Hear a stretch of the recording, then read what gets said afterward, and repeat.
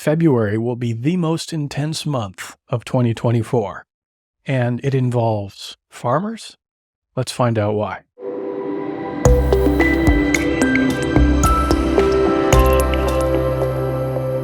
Today I'm looking at the new moon in Aquarius and all the other planets involved in this tapestry of archetypal meaning and how that affects humanity, the energy we're working with. This is known as evolutionary astrology.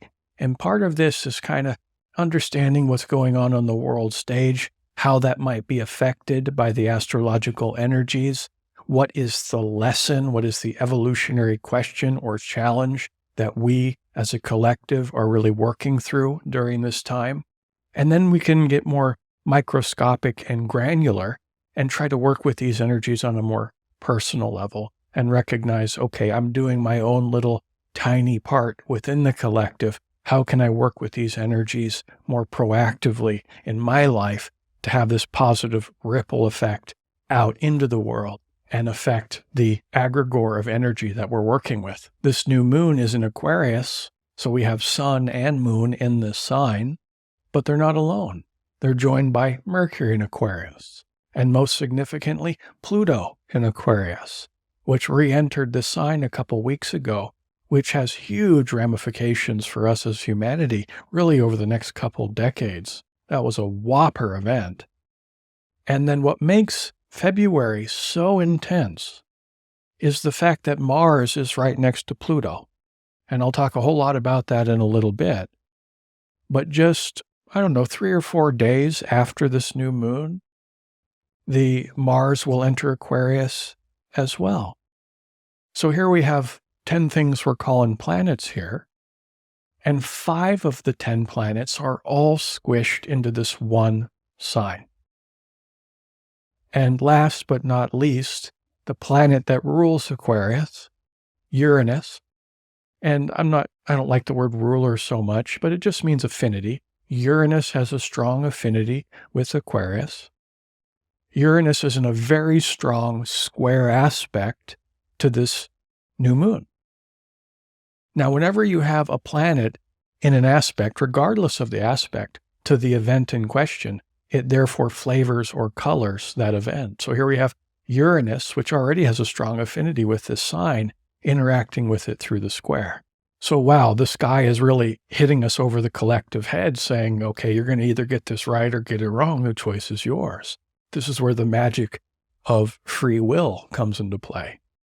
I don't really practice that more fatalistic, deterministic style, which says, oh, this is going to happen. We can talk about potentials, and this is why predictive astrology is a thing. We can see how this could potentially activate within the collective, but there's always an underlying lesson regardless of what literally occurs. Now, one aspect about Aquarius and Uranus is they're both connected to technology. And I talked about this a lot in the last video, really the last 2 videos, when Pluto was entering Aquarius, where we're entering into a technological revolution. And if you want to check out those videos, I'll put a link above. I'm not going to repeat all that, but here we are entering into this technological revolution. All these planets entering into Aquarius along with Pluto. Isn't it interesting, just a week or 2 after Pluto entered this sign, the Apple device, the goggles came out. That virtual reality, the Vision Pro or whatever it's called. And there's funny videos online of people kind of walking around with these silly goggles on and stopping and pressing the imaginary buttons on their screen. And, to the outside, they kind of look ridiculous, but they sure are having a good time. So this first iteration of these Apple goggles is child's play compared to what we will experience in not too far in the future, like 3 years, I would say. The technological revolution will make the revolution we've had over the last 100+ years look like nothing, look like insignificant. It's going to be quite amazing. And the tech geek in me is actually quite excited about this. But the human in me has some concerns, as I'm sure a lot of you have some concerns as well. Of course, technology, if in the wrong hands, can be quite destructive. But there's this deeper challenge for humanity over the next couple decades to where we consider that Aquarius is an air sign, and all air signs are on the mental plane. And Aquarius is very much about this mental idea of ideas. Okay, so ideas entering into the collective through incredible inventiveness. But this lopsided approach to Aquarius, which many of us will fall in the trap of, is being too much in the head and not enough in the heart. Heart and emotions, this is more water signs. This is more, Cancer, Scorpio, Pisces. Aquarius is much more in the head, to where we can enter into these, virtual environments and press buttons on a screen that nobody else can see. And we're completely emotionally disconnected from the ones around us. And of course, we've seen this a lot especially since the smartphones started coming out. You go on the subway, everybody's on their phone. You go to dinner, you look to the table next to you, and a couple isn't even talking to each other. They both have their smart devices in their face as they eat. I saw a video online of a New Year's celebration event. The fireworks are going off. There's like 1,000 or more people in a big crowd, and every single person in the crowd was holding up their smartphone, recording the fireworks. And I get it. It's like, okay, you want to capture that memory or whatnot. But also there's something to say for, like, just be in the present moment, enjoy it, create the memory as vivid as you can in your own mind. Celebrate with those you love next to you, so this is going to be a major challenge. It already has been. This will accelerate. How can we enter into these, in air quotes, virtual realities, while simultaneously maintaining a heart connection with other humans and creating communities where we can foster the growth of that connection so that we don't completely become disconnected from each other. So yes, look for the technological bursts to continue this month with half the planets in the sign, of course. But we want to go down a different trail here. And this involves the other major theme with Aquarius and Uranus. And this is the concept of freedom. Aquarius and Uranus, they're both linked to archetypes such as the rebel, the revolutionary. When people are feeling strong Aquarian energy, they feel the impulse to fight for freedom. They feel the impulse to, break the established patterns of behavior adopted by the collective. They feel motivated to break some rule. They feel motivated to question the received wisdom, so to speak. And there's this instinct to question authority that starts to bubble up in the hearts of mind of many people during this month. And what makes this month so intense is not necessarily because of all the Aquarius. Of course, the intensity will take on that Aquarian rebellious nature. But the reason why it's so intense is mainly due to Mars and Pluto holding hands in the sky this month. And Mars is known as the god of war. Pluto is known as the god of hell. And every so often when these two touch in the sky, so to speak, through the conjunction is just a fusion of energy. Intensity is the uncontested key word here, because Pluto brings out the extremes of everything it touches. And here we have the war god, or warrior, just this warrior energy. So Pluto bringing out the extreme good and bad of Pluto this month. And this is why it's the key hotspot of 2024. Now, there's more proactive ways and healthy ways and loving ways to work with all these energies, and there's more destructive ways. And when Pluto and Mars come together, the destructive ways become very apparent. If you think about, the most brutal expressions of Pluto and Mars brings out the monsters of the world. People who are stricken with rage and grief and despair. And when projected outwardly on the external environment, which Pluto and Mars tends to do in these people, it creates a lot of fighting. It creates a lot of war.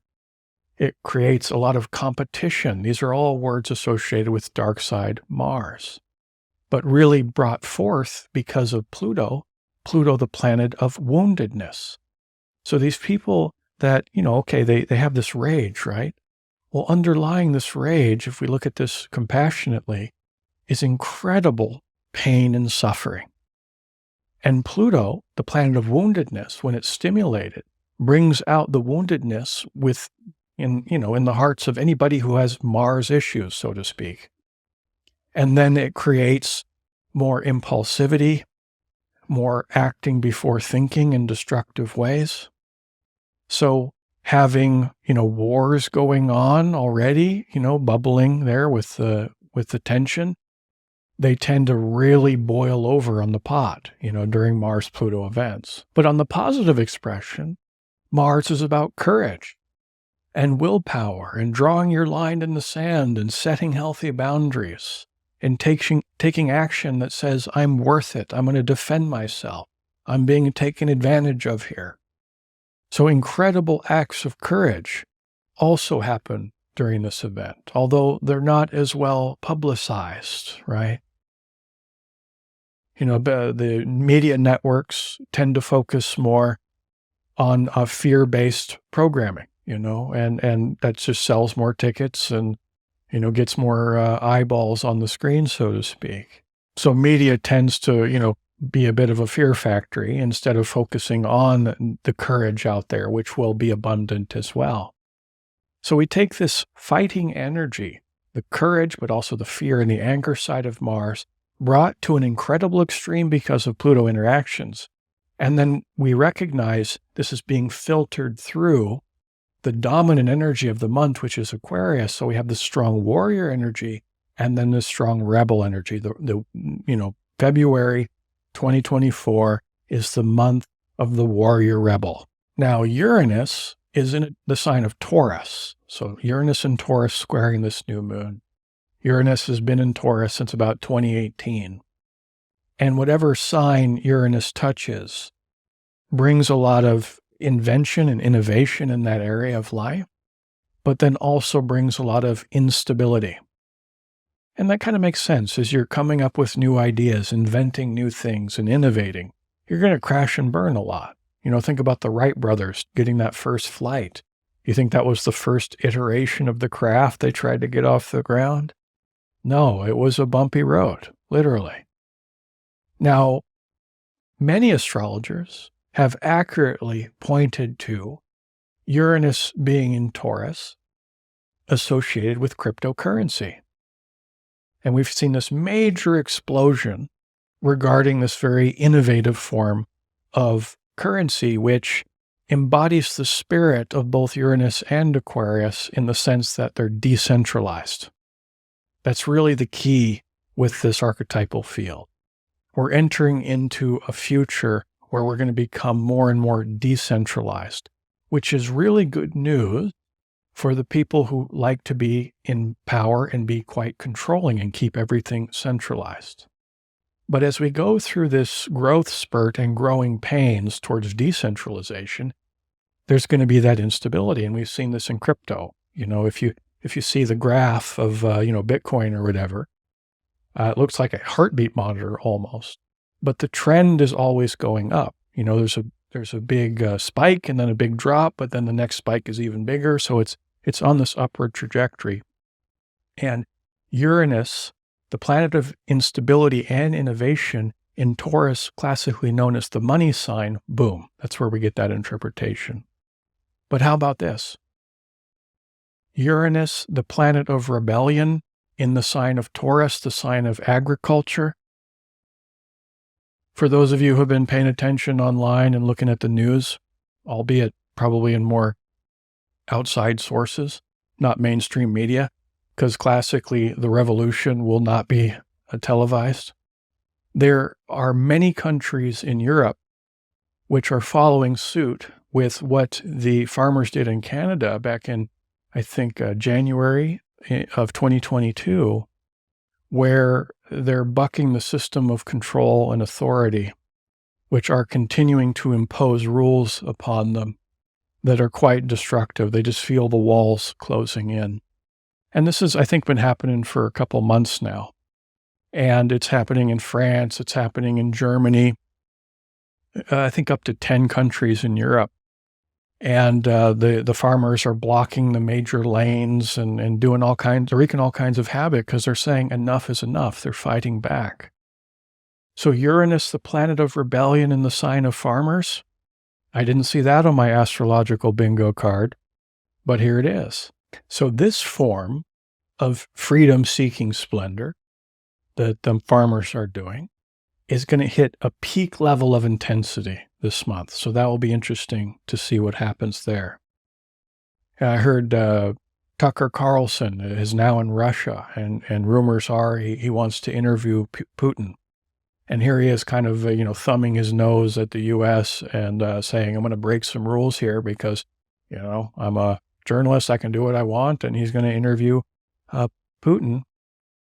And, if you were to get an astrological reading with me and say, is this a good time to go to Russia and do this interview? I'd say probably not during the Mars and Pluto conjunction.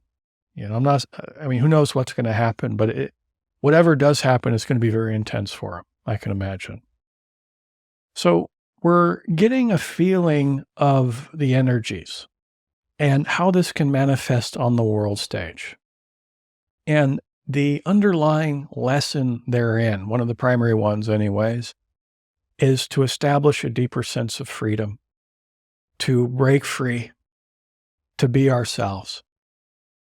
And can we do it in a less destructive way?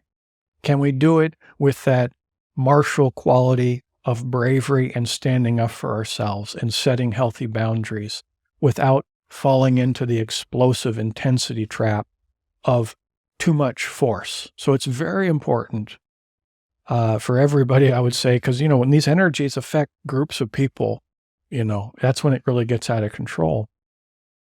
But it's a really good idea this month to practice caution, and try to be aware of using the right use of force so that it doesn't devolve into more destructive ways these energies can manifest. Now, as an evolutionary astrologer, the beautiful part of this approach is we always want to circle back, okay, how can I contemplate? Like, how does this affect me on a personal level? And how can I work with these energies proactively for my own betterment and evolution? That's a primary question. And for starters, just taking into consideration that this new moon is happening at about 20 degrees of Aquarius. It's 20 degrees, 40 minutes of Aquarius. And if you know a little something about your own personal astrology chart, if you know where Aquarius is in your chart, it's helpful to know, okay, where's 20 degrees in my own chart? And then from there, you can know, okay, this new moon is happening in my 10th house, for example. There's 12 houses in your chart. And it's very useful to know in what house this new moon is being activating in your chart, because new moons are about new beginnings. And once you find what house it's activating, you can ask yourself the evolutionary question, which is, what is a new beginning I can create in my life, in this area of my life, indicated by the house?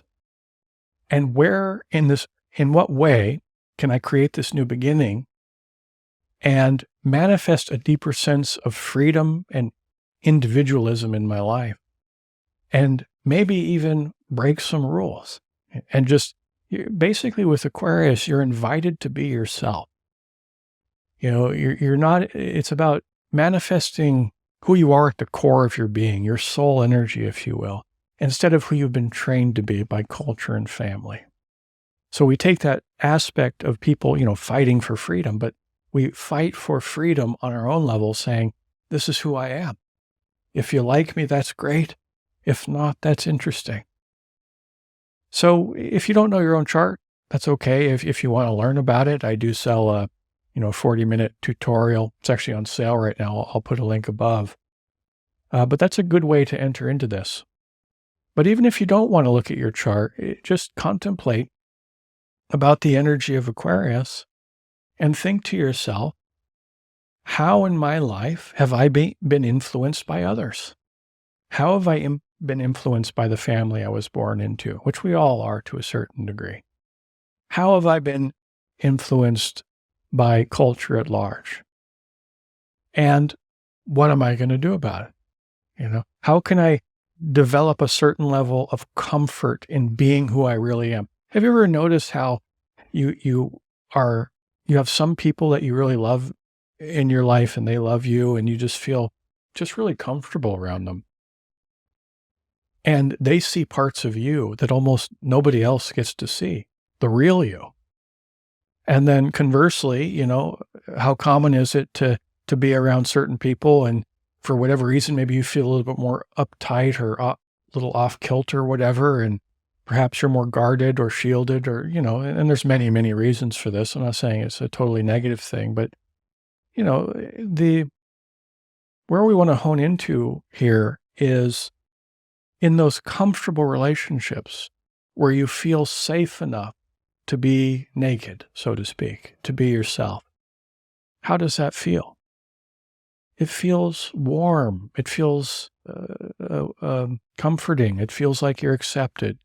There's a deeper sense of knowing, and it's a beautiful feeling.